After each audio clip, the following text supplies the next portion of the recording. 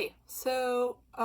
In preparation for talking a bit about Oman-Ra on Thursday, I wanted to single out a part of the book that comes pretty early on that I think is very difficult to understand for an American reader, but that I also think that if we go through it together here a bit, with me talking through it, it provides a good blueprint for understanding things that come later in the book and that don't depend so much on a knowledge of a particular aspect of Soviet history and culture. So if you have this copy of the book, I think this might be the only version of this book, if you buy one at all. It starts on page 26. I remember the town of Zaraisk, or rather, I can't really say either I remember it or I've forgotten it. There's so little in the place either to forget or remember. Right in the center of town was a tall bell tower of white stone from which long ago some princess had leapt onto the stones below, and despite all the centuries that had passed, this incident was vaguely remembered by the townspeople. And, this is an interesting passage to me because I feel like we're already playing around with genre. Like, that reminds me of a fairy tale, honestly. I mean, I know I teach the fairy tale class too, but this, that there's a tall bell tower of white stone in the middle of this, like, random little rural town, right? From which a princess had leapt to her death. And then, they get on the bus and we hear Mityak and I got off the bus and set off along a road scattered with sodden ash tree keys. It led us deeper and deeper into the forest, and just when we were beginning to think we were going the wrong way, we suddenly came up against gates made of welded metal pipes decorated with large tin stars. On both sides, the forest ran up to a tall fence of gray unpainted planks with rusty barbed wire coiling along its top. And again, to me, this is like a fairy tale, right? They are going deeper and deeper into the woods, and then they reach this gate covered in stars, right? And the forest runs right up to this kind of, like castle gate with the guard there and everything. And I mean, everything's kind of, it's also like shabby and real world Soviet, but yeah, there's this the sense that we have now entered another world, right? And then what happens? This is their training camp, right? Their cosmonaut training camp. And we begin to get these clues, right? They led us over the edge of a sports field overgrown with grass that was waist high. It was obvious no one had played any kind of sport on it for many years. This is foreshadowing about what is about to happen, right? And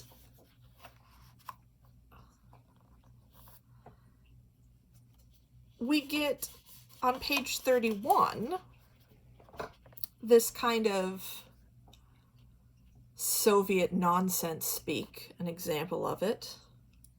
Right, said the lieutenant colonel in a quiet voice. At a recent closed session of the political instructors of the armed forces, the times we were living in were defined as a pre-war period. The colonel paused, waiting for a response, but clearly the audience hadn't understood a thing. At least Mityak and I hadn't. Let me explain, he went on, even more quietly. The meeting was on July 15th, right? So up until July 15th, we were living in a post-war period. But since then, a whole month already, we've been living in a pre-war period. Is that clear or not? I mean, it's not exactly clear, right? And then we get on 31. I'm not saying this to scare you, the lieutenant colonel went on in a normal voice now, but we have to remember the responsibility we bear on our shoulders, don't we? And make no mistake about it, by the time you get your diplomas and your ranks, you'll be real men with a great big capital M, the kind that exist only in the land of the Soviets. And it is like capital R, capital M. The lieutenant colonel sat down, straightened his tie, and touched the edge of a glass to his lips. His hands were shaking, and I thought I could hear the faintest echo of his teeth rattling against the glass. The major stood up.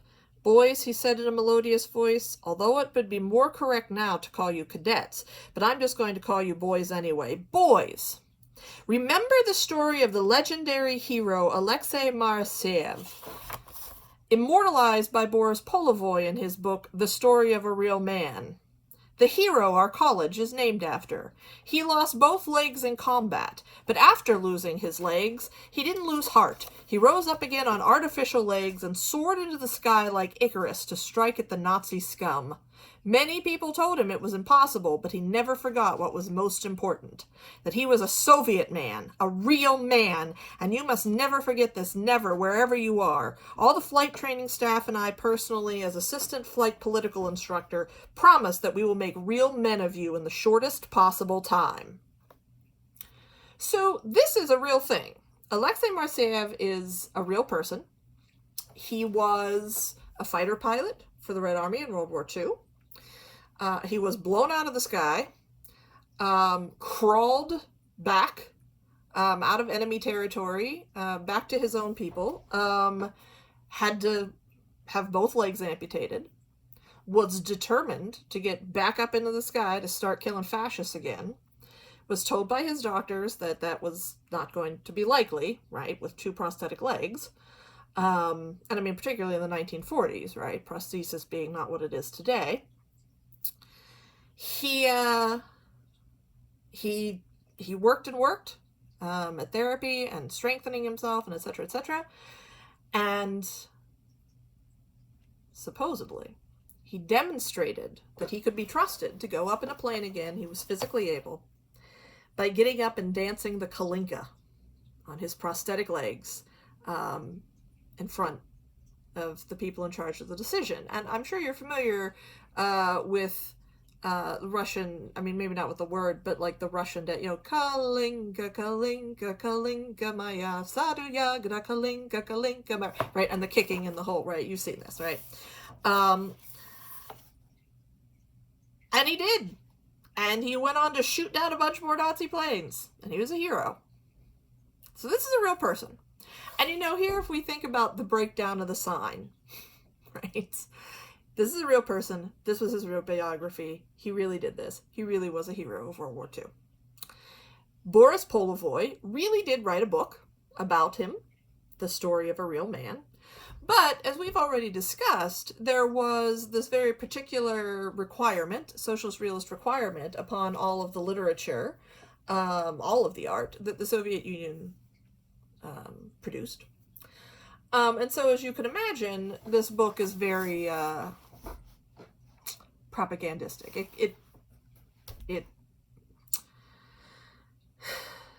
It confines itself to the requirements of socialist realism. There is also a movie made out of this book that shows the actor who plays Moiseev dancing the kalinka, famously, on his prosthetic legs, to prove that he is physically capable of being a soldier again. There is an opera about this as well. Story of a Real Man, The Story of a Real Man. And so, if you are a certain age in Russia, you would absolutely have encountered one and possibly all of these things, right? I mean, this person and their story that gets more and more, there's what's actually happened. Then there's this book about it, but of course the book has to conform to the socialist realist requirements of the censors of the Soviet state. So, how accurate it is, Then there's a movie based on the book, which takes us farther away. Then there's an opera, which is, of course, this is much more, let us say, authentic, at least, form, right? The form of an opera, all the same. So, right, so we just keep moving farther and farther away in this breakdown of the sign. It's not, as in the West, a commodity, right? It's an ideological propagation through many different media forms, right, of what it means to be a real man, a real Soviet man. And so here, Pelevin has picked up this story, and we have our cadets, and they're going to be turned into real men in the shortest possible time. So, okay, to understand this, you have to be familiar with this story, right? Nevertheless, here on, page 32, one could take this to mean that, okay, we're using this guy, using this Alexei as a model of the kind of tenacity and grit and physical endurance and ideological conviction, and loyalty to the state and dedication to the army. He's going to be our role model here for all of you kids. So sure, okay. However, on page 33, at the start of the new chapter, the next morning I was awakened by loud groans of pain and confusion. In fact, I'd been hearing the same sounds in my sleep for a long time, but I was jerked into full wakefulness only by a particularly loud and piteous wail. I opened my eyes and looked around. The surrounding beds were alive with a strange squirming and muffled bellowing.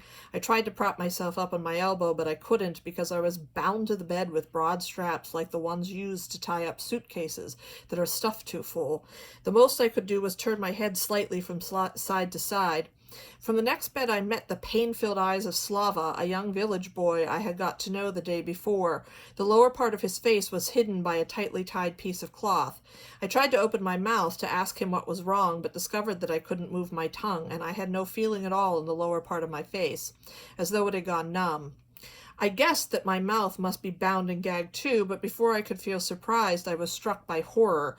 Where Slava's legs should have been, the blanket fell straight down in an abrupt step, and the freshly starched blanket cover was stained with red blotches, like the marks left on cotton towels by watermelon juice. What was even more terrifying, I couldn't feel my own legs, and I couldn't lift my head to look at them. Now, as we later find out, they have not, in fact, cut off Oman's legs, or Mityak's, but all these other young men have had their legs amputated. They've been drugged the night before with, the food at dinner, and they have awoken to have their perfectly healthy legs cut off. About 10 men immediately came into the ward. They were second or third year students. I hadn't seen them before. The officers had said they were out helping with the potato harvest. They were wearing strange boots with tops that didn't bend, and they walked unsteadily, holding on to the walls or the ends of the beds. I noticed how pale and unhealthy their faces were. They seemed to bear the imprint of long days of interminable torment, to have been recast in a fixed expression of readiness. And so here we meet now the second and third year cadets, who apparently have had their legs amputated as well, as evidenced by their unsteady gait and the boots, right, that they have prostheses on. And they have been kept out of sight of the new first year cadets so as to not let on what was about to happen, this mutilation that was about to take place.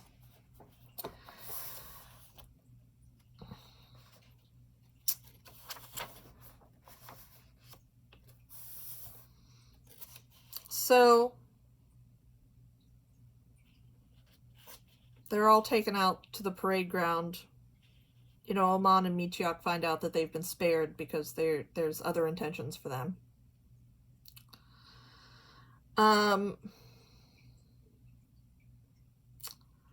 You have been registered immediately for the first year course at the KGB secret space training school, so you'll just have to wait a bit before you become real men.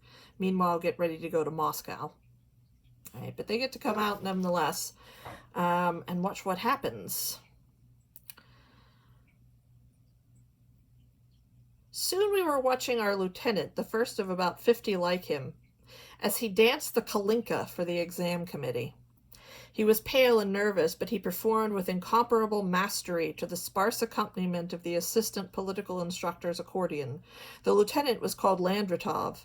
I heard his name when the flight leader handed him a red diploma and congratulated him on receiving it. Then the same dance was performed by all the others, and by the end I was bored stiff watching them. I turned to look at the sports field immediately beside the parade ground and suddenly realized why it lay under such a thick covering of wild grass.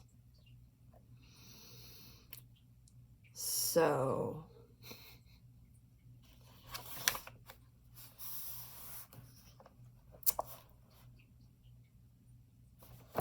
what? Okay. So here's the logic. Alexei Marseev was a real man because, although he lost both of his legs, he persevered in his recovery to the point where he could dance the kalinka on 2 prosthetic legs and then went back up to fight the Nazis. And he was a real man, a real Soviet man. And so, the fastest possible way to make real men is to cut their legs off and teach them to dance the kalinka.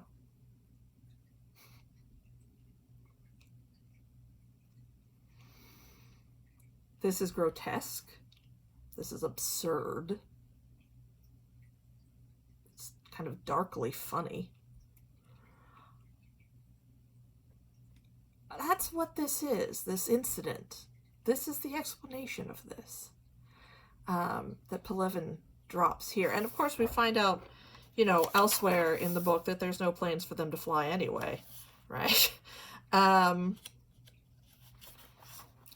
There's a couple of flight simulators or something.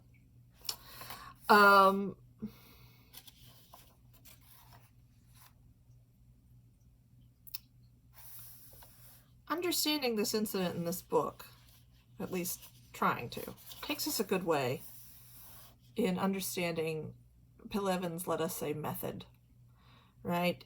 He has picked a familiar element of Soviet culture, the story of Alexei Marseev, the story of a real man, one that has already gone through numerous sort of sign-breaking permutations through various acts of media, and I'm sure I'm not recounting them all when I just tell you the basics, right? The book, the movie, the opera. He has taken that and he has twisted it into something patently absurd. I mean, the Soviets might have been a lot, but they weren't that extra. And he has done it in a way so as to terribly indict the Soviet system, the Soviet army itself, right? The Soviet institution that we're engaging with, for its absurdity and cruelty and stupidity, right? Because this is absolutely the worst possible way to make an air force. And at the same time, it renders the actual Soviets caught up in this really as pitiable victims, right? Who then end up going along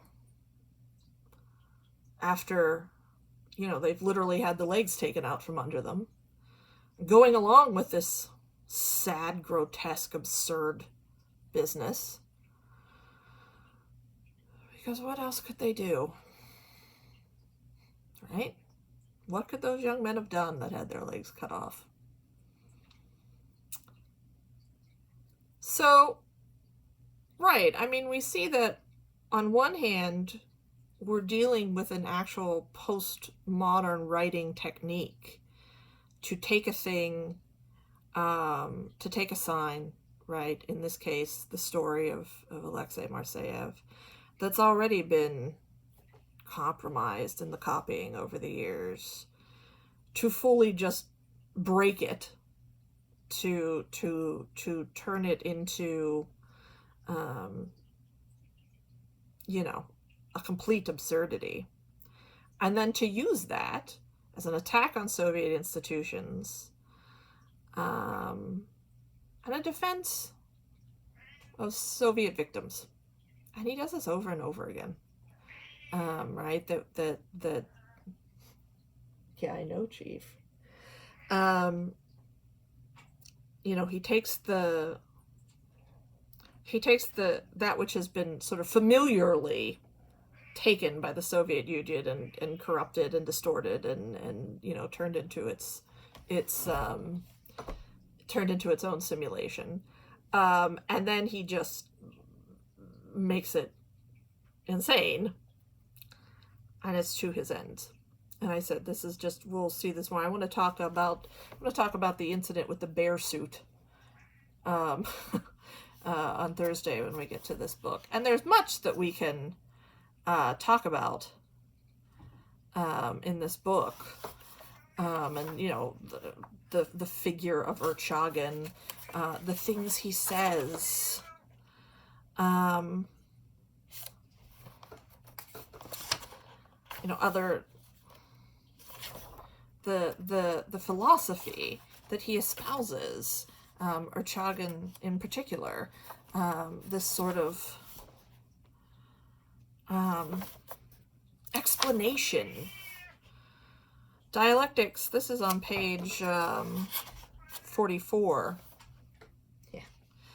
Dialectics led to Marx's teaching, which was intended for an advanced country, but won its victory in the most backward one.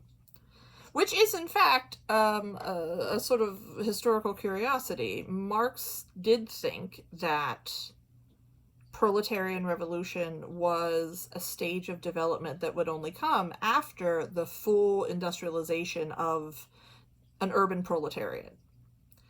And of course, that is not the situation that Lenin found in Russia. And so when we talk about Leninism, one of the things we talk about is his effort to both create a vanguard party that was aware of Marx, that could lead workers who had not reached the stage of development that Marx thought that they would have to before a revolution, to lead those workers in one, and to incorporate a large agrarian peasantry into what Marx had always supposed would be basically an urban army of uprising proletarians. Yeah, I know, Chief. Chief has thoughts on Lenin.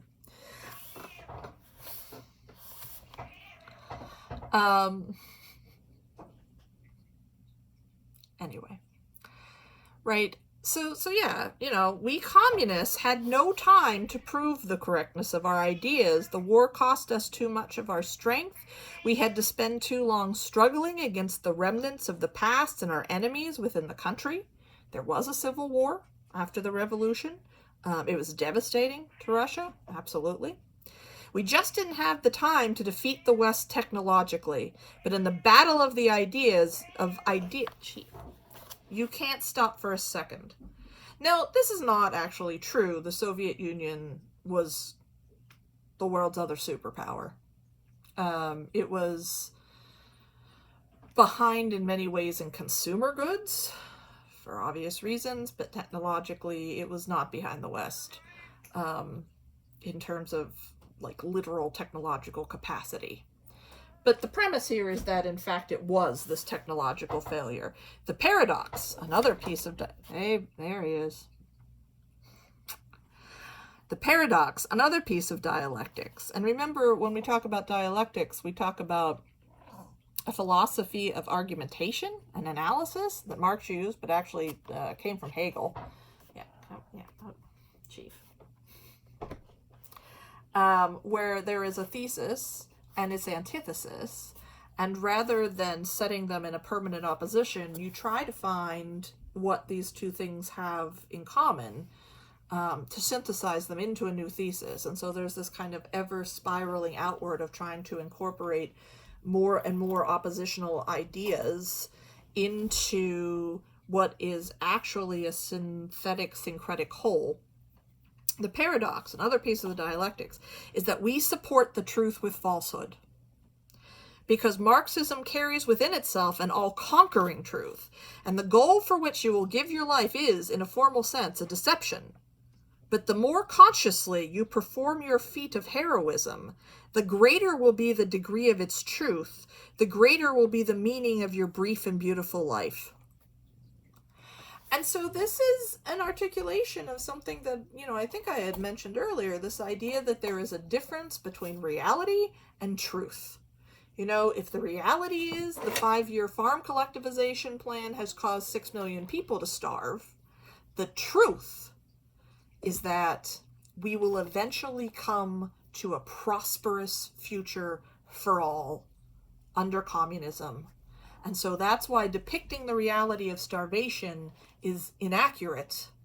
The truth is a future banquet at which all are seated for free.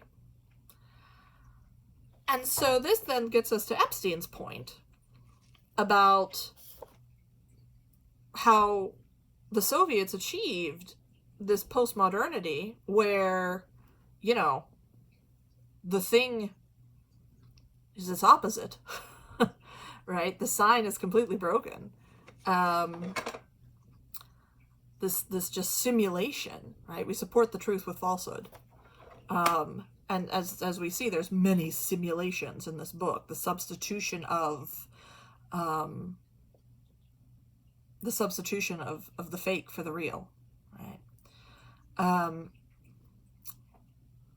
This is what Epstein's talking about, that this happens ideologically, not economically. So, the simulation of real men. I mean, Alexei Marseyev was a real hero, and his real heroism was that he killed a ton of Nazis, was badly hurt, and was dedicated so much to the defense of his country that he rehabilitated himself on 2 prosthetic legs to go up there and keep killing Nazis. That's a hero. It's a real hero, right? And this book presents the complete, simulacrum of that. The thing's exact opposite. Instead of real heroes, we have pitiable victims. We have the form, in a way, of a thing completely gutted of its original meaning. So, anyway, yeah, I think, unless you're familiar with the history of our real hero, Alexei, I think that is particularly difficult to grasp what's happening in that part of the book. But I think it's really a good representation of what's happening all over this book. So I wanted to put it out there for you. And, there's many more things to talk about, and hopefully we will talk about them on Thursday night.